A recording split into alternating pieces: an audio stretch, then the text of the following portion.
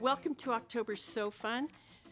My name is Terry, and I've done several little projects this time, looking toward Christmas and gifts that you can make to give to people. The first one I want to show you is the Eleanor pattern by J. Lee Patterns. This pattern is for slacks or jeans. It comes in 27 different sizes. So French tracing paper is a good thing to have so you can trace your pattern size out. It seems like it's pretty true to size. The first pair of pants I made off of this one was a pair of little crops. I embroidered the pockets. I top stitched on the front pockets. I top stitched the seam inside here, and then I gave it a little cuff on the bottom. This is actually the second pair of these I made. The first ones I had were made from some fabric I got at Hobby Lobby, and the stretch did not go the way it normally does. So here's my scrap left from that. Normally when you buy stretch fabric, the stretch runs this way across the fabric, not with the grain. Well, I paid no attention to the way the stretch ran. I laid all my pieces down, matching the line so the grain was perfectly straight and the pieces wouldn't turn on my legs or anything. And I sewed it up, and I couldn't get it over my hips because the stretch went this way instead of this way. So if I would have known that, I would have laid my pattern out the other direction. But of course, it was a little late then. I had everything done but the waistband. So started over on that. The waistband is very easy to do. There's two pieces. They have you cut your elastic. You sew it on one half across the top and the bottom. Then you fold it over. The side that's got the stitching goes against your skin. This side here is on the outside, so you don't see any stitching at all on it. The next pair I made is a pair of work pants. They have the back pockets on them. These are so easy. There's no zipper, but you have a fake zipper fly here. They just go together. After making the first pair, I think I was down to like 2 hours, and they're finished. I did use the serger on this pair as well as the first pair. But the pair of jeans I made completely without the serger for those of you who do not have a serger. The seams were finished just with an overcast. And on this pair, I decided I wanted the fancy seam, the double stitch on the outside of the jeans so you could see it. I kind of mimicked a pair of Levi pockets for the back here. And these pants are just super easy to make. You can make them into skinny jeans if you want by just tapering in the bottom of the leg. The pattern instructions were very thorough, and it was very true to size. So I had a lot of fun with that pattern. The next thing I want to talk about is the Bargello tree skirt. It was really funny. I had ordered this last January or February from Mallory for So Fun, and my friend Sally sent me the picture like 2 days later and said, I just ordered this pattern. I think we should make this. And I'm like, oh, great minds think alike. So her and I picked our fabric out and got together, and we got together just a couple times to work on it. But this is her finished one. She did it as the tree skirt. She has the binding around the top there.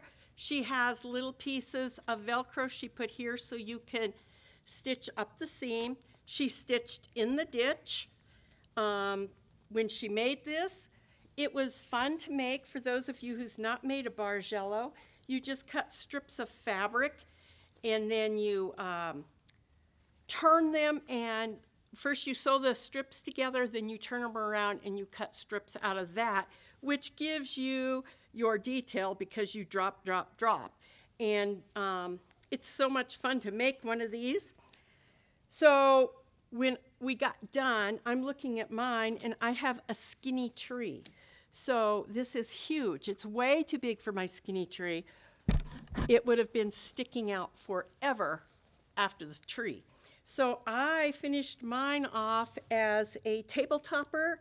I filled the little center hole in that was there for the tree and put a little embroidery design on there. And then I quilted mine with a design that I made on my software program, and it's all poinsettias. And around the edge, I did little tiny poinsettias and used my spring-loaded edge hoop for that. When you make this, you make 6 square pieces of the strips, and then they have you take and make this little pattern, and you lay this over your square pieces and cut them into wedges, and this is how you get your circular shape for the tree skirt. So this was very fun to make, and it's a beautiful table topper as well as a tree skirt. The next thing I want to talk about are these little, there's some dealer exclusives that OESD sends us every month. This one here is Ornaments, and you can put little candy canes in them. You can use these to hang on your tree or to put on somebody's gift that you wrap up instead of a bow. They're really good if you're sending things through the mail. So these are made out of felt, and they go together pretty quick and easy. Debbie made these for us. And the disc is called Holiday Candy Cane Holders and Ornaments. The other OESD special this month are these little wallets in the hoop. They're Tapestry Wallets. They're done on cork, which we brought in some cork fabric for you. So these are really cute little wallets. This one here has 2 little pockets for you to put your card in, and the same with this one here. They're not big, but they're just the right size to do your to carry if you're doing a quick little shopping trip and you don't want to take a great big purse. Again, this is called Tapestry Wallets, and there's 6 different designs.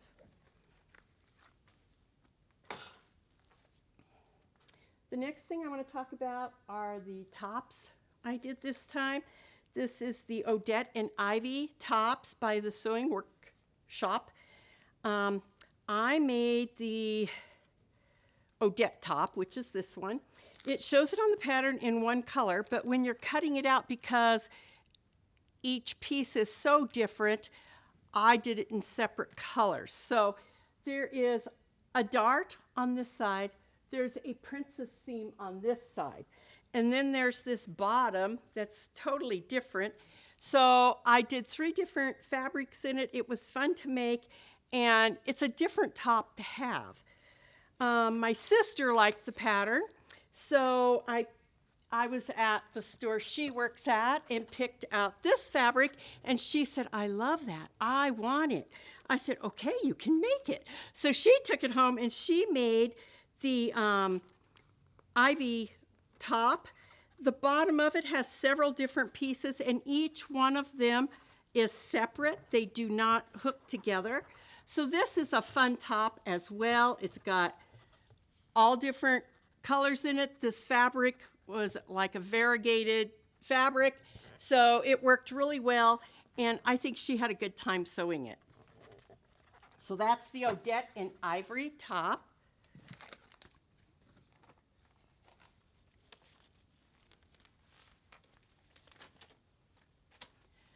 The next thing I want to talk about is this little pillow here. It's called the Halloween Sampler Pillow. It's done in the embroidery machine, 1 hooping. The center is 1 color. It doesn't take long to stitch up. You still have time to do it for Halloween.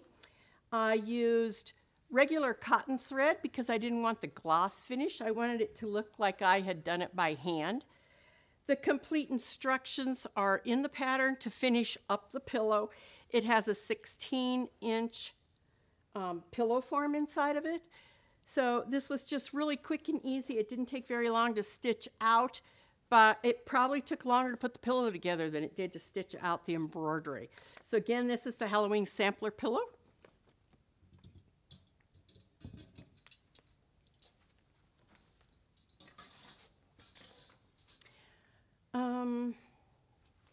next one is something for Christmas. I've done like all the holidays I can think of coming up here.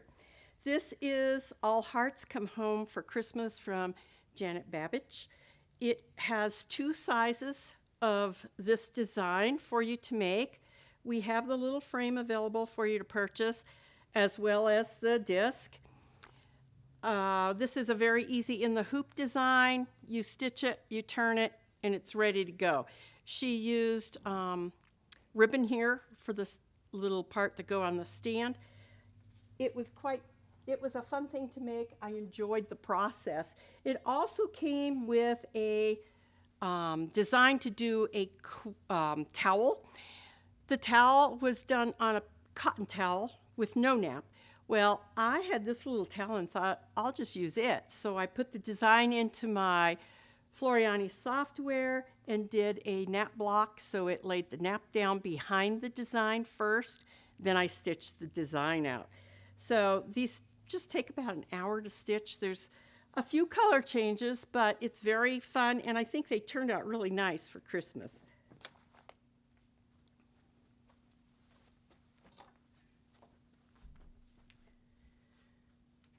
The next project I want to talk about is this Lucky Penny wallet. This wallet came as a kit. It was all cut out and ready to go. All I had to do was stack it up and make the wallet. So it's by Sally Tomato, Lucky Penny. All this came in the kit, the little latch and everything. You just stack them on top of each other, and there it is, all finished and ready to go. It's got a card holder here. You can put your money here. You can put checkbook or money here. And it's got 6 slots for cards down here. It's made out of leather. It's very nice. You can order this online.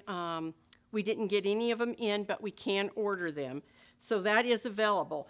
But we did get a lot of just the pattern in, which comes in the kit as well. So if you get the kit, you get both the pattern and the cutout. So from the pattern, I made another wallet out of cork. I had this left over from one of the earlier sew funds I have done. It doesn't have the same latch on the front. It has a little snap, and it's got a little strap on it. So I probably didn't have to have the snap. The strap would have held it, but I did both.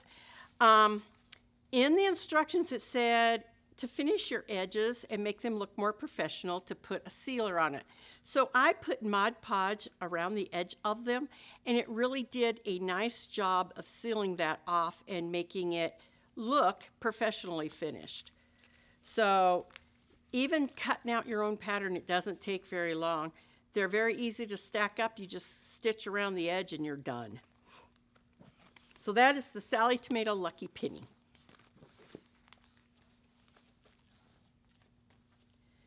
The next project I have is this Grab and Go Tote. It's a quilt as you go bag. It is huge. I have it stuffed because it seems like the handles kind of cave the sides in. So we ordered in some soft and stable, which is what I put in it. The instructions, you take 1 yard of fabric for the lining and you lay it out, and you cut your soft and stable in pieces, which helps you have these nice creased corners on it. I did take a little tuck at the top. The handles have the soft and stable in them. When you do your, I use Beautiful Day, by the way, charm packs. So when you sew this together, you sew it together first. And then as you lay it out on your background and your lining and your soft and stable, you just lay it where it's a little, the seams don't match up, they're halfway, and stitch it on. So it's all done stitch in the ditch as you go. This is a giant bag. You can put all of your stuff, machines, supplies, your rulers, everything fit in here to go to class, and when you're done, it collapses down nicely, and you can fold it up and stick it on your shelf at home. The next project is the pumpkin and spice table topper or runner. It's made with scraps. I purchased the fabric for the background here, and the rest of it was on my shelf at home or in my little shoe boxes of scrap fabric I have. So making the log cabin quilt blocks was fun. It was easy. They were so small. Then you lay them out in this nice little design. I did a little bit of pumpkins on the light part of it to quilt it. When it calls for felted wool for this part of it here, and I just used cotton fabrics that I had at home, you could do either. I don't have felted wool. So when I did this, I used a blanket stitch around to lay the pieces down and secure the edges because it's raw edge. For the little berries, I didn't cut out fabric. They had a pattern for that, but since I wasn't using the felt, I did not want to have to stitch around them. So I just used a fancy stitch for the berries on it. I think it turned out really cute, and it's a fun little nice table runner to have for Thanksgiving time. And again, it's called Pumpkin Spice.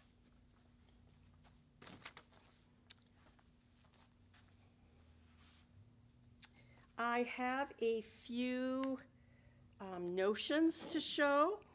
This here, I told Mallory, I'd really like to have a lamp for on my table.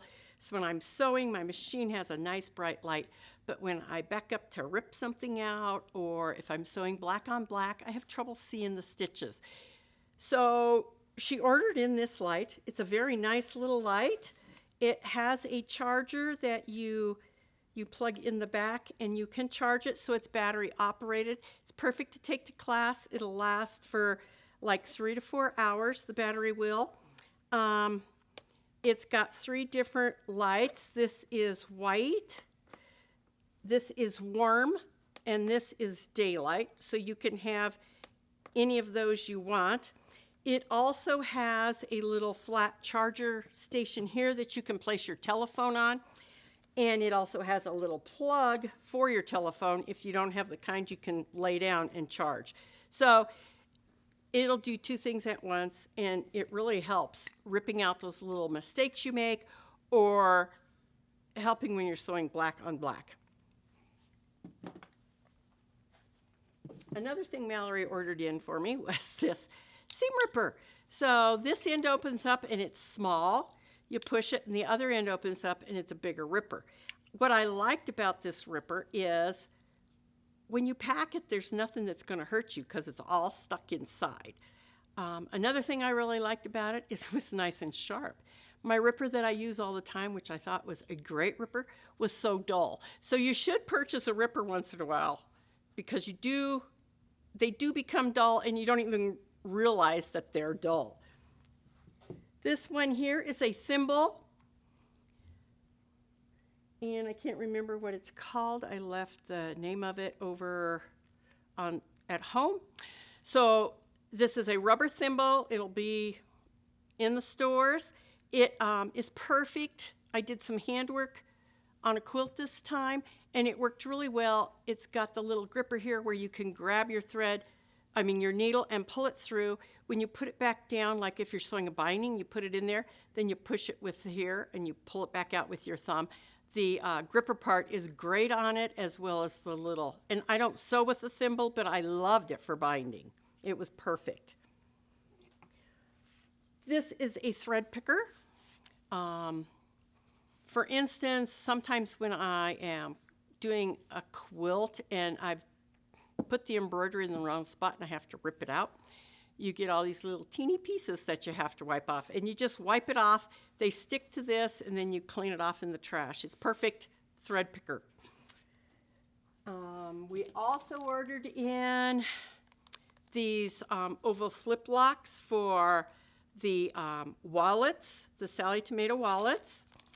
We ordered in the extra cork fabric to make Sally Tomato wallets or the Tapestry wallets. we have these little tiny mini clips, which I used when I was working on one of the quilts. These clips are nice. They're like for the wallet, for instance. I used clips on it instead of pins because I didn't want to poke holes in the leather. So this holds it really nice. And we ordered in these little sew type magnets, which, like on the wallet, it was a little wide. So in the middle of it, I couldn't put one of those. So you could put one of these little sew type magnets on the top and the bottom of the piece of leather to hold it together in the middle so you are sure you've got it nice and flat when you're using it. So these are sew type tiles, and these are mini clips. And of course, we ordered in heavyweight and medium weight tearaway stabilizer. The medium weight is what I used in the Janet Babich All Heart Comes Home for Christmas little hanging. That's perfect. And if you're working on a terry cloth towel or something, this is great to put over the top of it to keep it flat. So those are my samples this time. And this is the book of the month called Left Holding the Bag. Those of you who've read every single month, Sarah and Sophie have a new friend in the community. She has 3 chests full of flour sacks. And of course, along with that comes a mystery. You never know exactly what's going to happen in these little books. So I have no flour sacks, and I didn't know where to find any. So I went to Holly's. I found these, I think it's 30s fabric, and I cut it out and did it like the book shows. My squares, I made 3 inches, though. Theirs were 3.5. And I didn't want it quite that wide for a table runner. So I did the cornerstones, I did the sashing, and I did that. And I used the rest of it to do the back. So all of this was done with fabric I got there, except for the binding. I had that at home, the binding and cornerstones. So again, this is for the book Left Holding the Bag. So this month I did 2 different quilt books. The first one called Let's Get Scrappy. It had some wonderful quilts in it. It's a simple star and log cabin quilt. This one here was just opposite light and dark, where you put the fabric when you're stitching it out. It was the same block. I chose to do Laundry Day. And it was supposed to be scrappy, and I did it unscrappy. I went and bought fabric for it. This is a English paper piece. You start out with a 2.5 inch square. You put it around these little tiny hexagon shaped cards. You fold them in and you sew them with big stitches like this. Then you're going to sew each piece together with a whip stitch. So this is all hand pieced until I got to the borders, and they're sewn on with the machine. I quilted this with a design that I digitized in my Floriani software. I looked up feather designs, found this one, and I liked it. It was just a simple little design, and I repeated it over and over throughout the quilt. It was, I enjoyed doing this. I like handwork. This was a lot to do on a time crunch, but I have another one at home I started a few years back and I haven't finished yet. And I enjoyed this so much sitting in the evening with my husband when he watches TV and just hand stitching. I'm going to drag the other one out now and start working on it. My friend who also likes handwork did it scrappy. So she had these fabrics in her scraps at home. She hand pieced them together and just made a table runner out of it. She quilted it doing a meander in the center, and then she used her fancy stitches around on the binding, 2 of them here and 1 of them here on the edges, not the binding. I think it turned out really cute. I love the scrappy look of it, and I will do another one of these just because I love hexies and I love doing handwork. The next quilt I took out of this book, again, is a hexie quilt because they're my favorites. This one was paper pieced. I have, let's see, the pattern is here. You just copy the pattern out. She tells you right here how to paper piece and put it together. And it was pretty fun to do. I used scraps. I had this white left over from another quilt, and all of this was just batik scraps I had. So I did this whole quilt with just scraps. And then when I went to quilt it, I put it in the hoop and I used a variegated thread. I found this little design under also a feather design, and I just digitized it and put it on. So with my magnetic hoop, I could do a couple of them at a time, scoot it over, do a couple more. So that's how I did this one. I made the design a little smaller for the edges here. In the book, it showed the edges all the way around, but I just wanted a small lap quilt. I didn't want it really large. So this book is called Let's Get Scrappy. The next book I have is Third Time's a Charm Again. So they have been making these books. They started with the alphabet A, and they're clear down to, this time I think they started with Valerie, so they're down to V's. This book uses just charm packs, which is great. It makes small quilts, more like a receiving blanket size. And it says in here, not every charm pack works with every part of your quilt. So for instance, you may want to take one of the charm squares and replace it with a different fabric.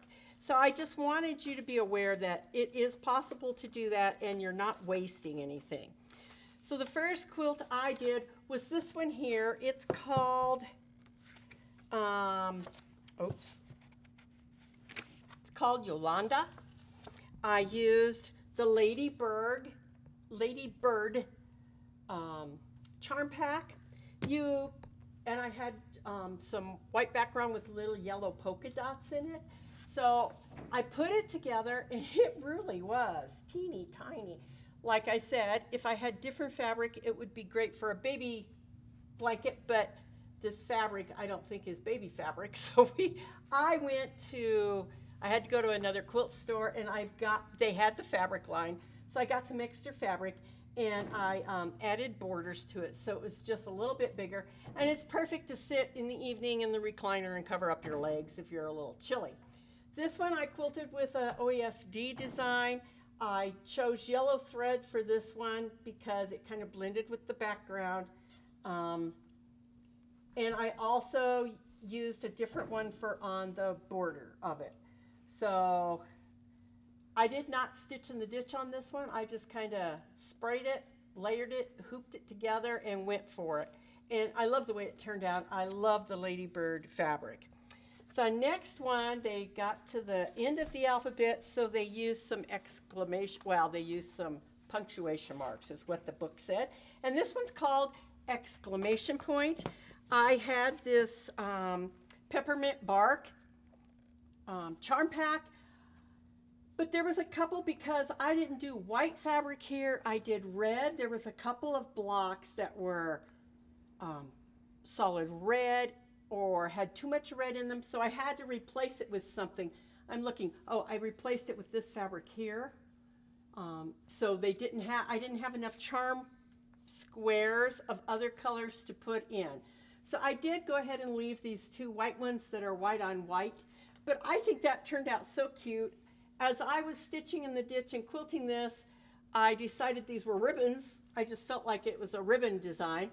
So I have a little bow quilted here in the center point. And then for around the edge, I digitized a package. So there's 3 packages. It had a little leader and a little ender. So they all hooked together really nice, and it made a continuous border around the edge of it. So I have decided when I am when I am embroidering these, I look online for a continuous line design. And when I find a design, then I can download it into my software, and I figure out, I kind of trace around it and figure out how it's going to stitch out, and then I digitize it that way. So it works out really well, and there's so much at your fingertips to do that way if you have the software. So this book again is called Third Time's a Charm, again, and it was a very fun book. It has several different easy patterns to do. Thank you for coming to Sew Fun, and I hope to see you later.